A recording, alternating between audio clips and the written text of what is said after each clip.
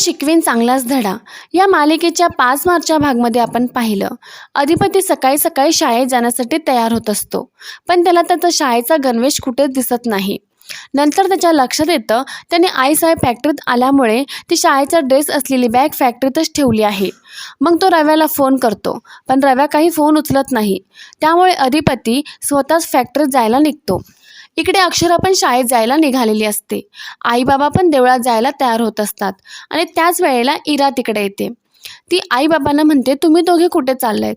आई बाबा म्हणतात, आम्ही देवळात जाणार आहे, मग बाजारात. मग इरा चिडते आणि म्हणते, तुम्ही दोघे बाहेर चाललायत, ताई शाळेत जाणार, मग मी घरात बसून त्या मुलीची काळजी घेत बसू का? त्यावर आई तिला म्हणते, अगं तिला बरं वाटत नाही, ती झोपली आहे, तिला झोपू दे. पण इरा मात्र ऐकत नाही. ती चंचीला घरातून घालवायला सांगत असते, पण अक्षरा म्हणते, चंची अजून अशक्त आहे, तिला जरा व्यवस्थित होऊ दे. पण इरा म्हणते, ती जर अशक्त होती तर आपल्या घरापर्यंत चालत कशी काय आली? मग आई बाबा म्हणतात, अगं इरा जरा हळू बोल, चंचीने ऐकलं तर तिला वाईट वाटेल.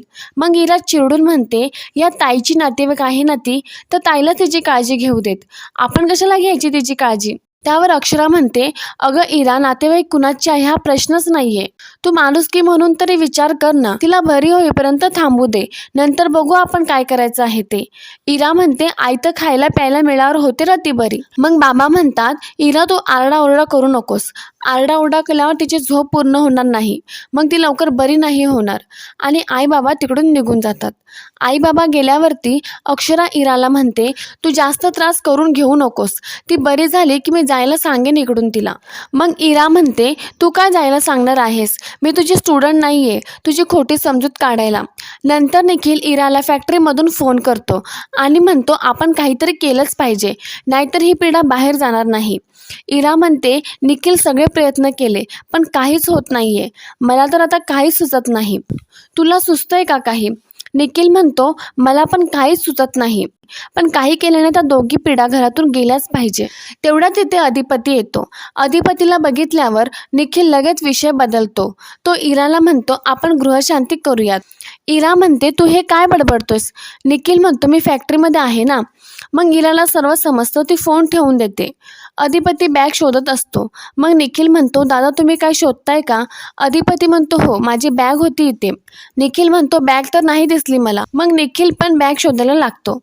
नंतर मग ती बॅग भेटते. अधिपती बॅग घेतो. तेवढ्यात निखिल म्हणतो, दादा त्यात काही महत्त्वाचं आहे का? अधिपती शाळेचं बोलणार. एवढ्यात तो म्हणतो, काही नाही, कागदपत्र आणि रात्री टोल नाक्यावर गेलो, थंडी वाजत होती म्हणून स्वेटर होता. नंतर अधिपती निखिलला म्हणतो, तुझं चालू दे, गृहशांती वगैरे करा, पिढा वगैरे टळू द्या. मग अधिपती तिकडून निघून जातो. नंतर अधिपती शाळेत येतो. शाळेत पेपर सुरू झालेले असतात. पेपर चालू असताना एक मुलगा पेपरचा गोळा करून अधिपतीच्या बँकच्या इथे टाकतो. सरांचं लक्ष तिकडेच जातं. ते अधिपतीला म्हणतात, उठा. अधिपती उभा राहून विचारतो, काय झालं सर? सर पेपर हातामध्ये घेतात आणि खाली पडलेला कागद हातामध्ये घेतात आणि अधिपतीला विचारतात, हे काय आहे? अधिपती म्हणतो, काय आहे? सर म्हणतात, ही कॉपी आहे. जरी तुम्ही शाळेचे मालक असलात ना तरी मी या शाळेचा शिक्षक आहे. असे आदर्श तुम्ही मुलांच्या समोर ठेवणार आहात का? अधिपती म्हणतो, मालक वगैरे सोडा, पण ही कॉपी माझी नाही, मी काहीच केलं नाही. सर म्हणतात, तुमच्या पायाच्या इथे सापडलं. अधिपती म्हणतो, आमच्या पायाच्या इथे सापडलं म्हणजे काय आमचं आहे का? सर म्हणतात, कबूल करा, सोडून देईल, मी काहीच बोलणार नाही तुम्हाला. अधिपती म्हणतो, आम्ही काही केलंच नाही तर खोटं काय कबूल करू? सर म्हणतात, म्हणजे तुम्ही मान्यच नसाल करणार तर मग आपल्याला मुख्याध्यापिका मॅडमकडे जावं लागणार. अधिपती म्हणतो, मग जावा की. सर म्हणतात, तुम्हाला पण यावं लागेल. मग ते सर अधिपतीला घेऊन अक्षराच्या केबिनमध्ये येतात. सर अक्षराला सांगतात, त्यांनी कॉपी केली आहे. अक्षरा ठामपणे त्यांना हे शक्यच नाही म्हणून सांगते. सर म्हणतात, मी स्वतः कॉपी करताना पकडले आणि अक्षराकडे तो कागद देतात. अधिपती अक्षराला म्हणतो, मला काहीच माहिती नाही, माझा याच्याशी काहीच संबंध नाही, मला शपथ माहिती नाही तो कागद माझ्या पायापाशी कसा आला आणि कोणी टाकला. सर म्हणतात, ते खोटं बोलतायत. पण अक्षरा म्हणते, म्हणते सर त्यांना त्यांची बाजू मांडण्याचा पण अधिकार आहे ना. अधिपती म्हणतो जर कॉपी मी केली असती तर तुम्ही कागद माझ्या पायाखाली टाकला असता का? कुठेतरी दुसरीकडे टाकला असताना दुसरा कोणीतरी माझ्या इथे कागद टाकला असणार, दुसरं कोणीतरी टाकला असणार, म्हणून तो कागद माझ्या पायाखाली आला असणार. तर म्हणतात बघा आता स्टोरी बनवतात. मग अक्षरा म्हणते अधिपती या कागदावर जे काही लिहिलंय ते तुम्ही इथे लिहून दाखवा. अधिपती ते कागदावर लिहून काढतो. मग अक्षरा दोन्ही कागदावरचं अक्षर सरांना दाखवते आणि म्हणते सर दोन्ही कागदावरचं अक्षर बघा. सर म्हणतात नाही मॅडम, नाही मॅच होत आहे. मग सर अधिपतीची माफी मागतात. मग अधिपती म्हणतो मला आता परीक्षेचे 10 मिनिटं वाढवून हवे आहेत, जो आता माझा वेळ गेलाय ना तो. मग अधिपती तिथून निघून जातात. मग अधिपती गेल्यावर ते सर अक्षराची माफी मागतात. अक्षरा म्हणते काही हरकत नाही, तुम्ही तर तुमचं कामच करताय. दुसऱ्या दिवशी घरी अधिपती परीक्षेचा अभ्यास करत असतो. तो मोठमोठ्याने वाचत असतो. मग तिथे भुवनेश्वरी येते.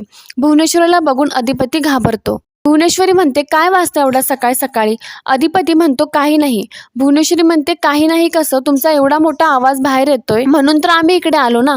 अधिपती म्हणतो देवाचं पुस्तक आहे. भुवनेश्वरी म्हणते देवाचं पुस्तक असं उभं राहून वाचताय का? मग भुवनेश्वरी म्हणते बघू बरं काय वाचताय, आणि ती अधिपतीच्या जवळ येते. पण तेवढ्यात अजितचा खालून आवाज येतो. तशी भुवनेश्वरी ते पुस्तक खाली ठेवते आणि मागे वळते. भुवनेश्वरी विचारते काय झालं? आजी म्हणते भुवे अगं मी पडले. असं म्हटल्यावर अधिपती आणि भुवनेश्वरी पळत खाली येतात आणि आजीला उचलतात. तर मित्रांनो या सिरियलची पुढची अपडेट बघण्यासाठी व्हिडिओला लाईक, चॅनलला सबस्क्राईब नक्की करा.